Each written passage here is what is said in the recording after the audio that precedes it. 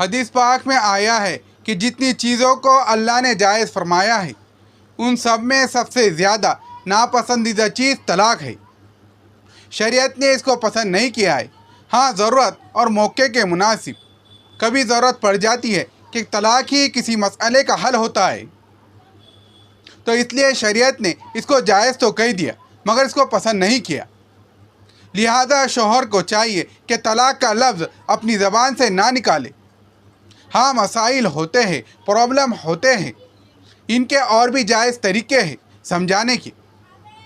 ایک طلاق تو اللہ نے سمجھانے کے لیے نہیں بنایا ہے، لہذا ہمیں چاہیے کہ اس کے سمجھانے کا کوئی دوسرا طریقہ اختیار کرنا چاہیے۔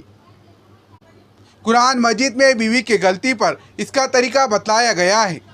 سب سے پہلی بات سمجھائے کہ تم اس سے بولنا کم کر دو۔ جب کم کرو گے تو صاف ظاہر ہے کہ وہ تمہیں منائیں گی، غلطی سے ہٹ آئیں گی۔ اور اگر یہ بھی نہیں تو پھر وَاحْجُرُوهُنَّ فِي الْمَضَاجِعِ، پھر تمہیں چاہیے کہ تم اس سے بستر جدا کر دو، تو پھر سمجھ جائیں گی کہ میاں مجھ سے واقعی ناراض ہے۔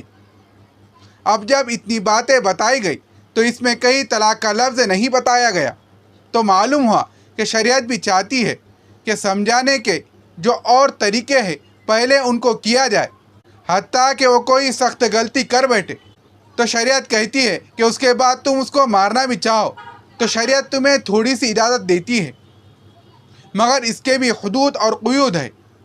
اور یہ عام بات میں بالکل نہیں ہے کہ نمک تیز ہو تو ہاتھ اٹھا دیا۔ یہ اس عورت کے لیے ہے جو اخلاقی غلطی کر بیٹھی، اس پر مردوں کو حکم دیا گیا کہ پہلے تم اس سے ناراض ہو، وہ تمہیں منائے، پھر بھی نہ سمجھی تو پھر بستر جدا کر دو۔ پھر بھی نہ سمجھی، اب ذرا تھپڑ بھی دو چار لگا دو، مگر پشت پر لگاؤ، چہرے پر نہیں لگا سکتے۔ ایک صاحب کہنے لگے، او جی، اسلام میں بیوی کو مارنے کا حکم ہے؟ میں نے اس سے کہا، ہاں مارنے کا حکم تو ہے، لیکن کس صورت حال میں ہے؟ کہنے لگی، ہاں وہ کوئی اخلاقی غلطی کر بیٹھے تو پھر مارنے کا حکم ہے۔ میں نے کہا، آپ کیا چاہتے ہیں کہ وہ اخلاقی غلطی کر کے آئے؟ اور آپ خاوندوں کو چاہیے کہ آپ اس کو حلوہ کھلائے کہ تم نے بہت اچھا کام کیا، میں تمہیں آئس کریم لا کر کھلاتا ہوں۔ اس کا تو حل یہی ہے کہ جب سمجھانے سے بھی سمجھ میں نہیں آ رہی تو ایک وقت ایسا آتا ہے کہ لاتوں کے بھوت باتوں سے نہیں مانا کرتے، پھر شریعت نے اس کو علاج کے طور پر کڑوی دوا پلانے کا حکم دیا گیا، مگر اس دوران کئی طلاق کا لفظ تو نہیں آیا گیا ہے۔ تو معلوم ہوا کہ شریعت بھی یہ چاہتی ہے کہ مسائل کا حل ڈھونڈا جائے، مگر طلاق حل نہیں ہے۔ اور اگر خدا نخواستہ کبھی طلاق کی نوبت آ ہی پہنچے، اس کا بھی ایک طریقہ شریعت نے سمجھایا ہے۔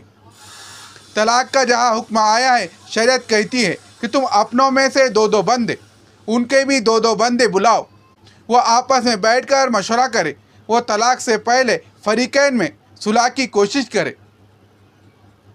جب سب سمجھ لے کہ صلح کی کوئی صورت نہیں تو پھر حکم ہے کہ اچھے طریقے سے بیوی کو فارغ کر دیا جائے۔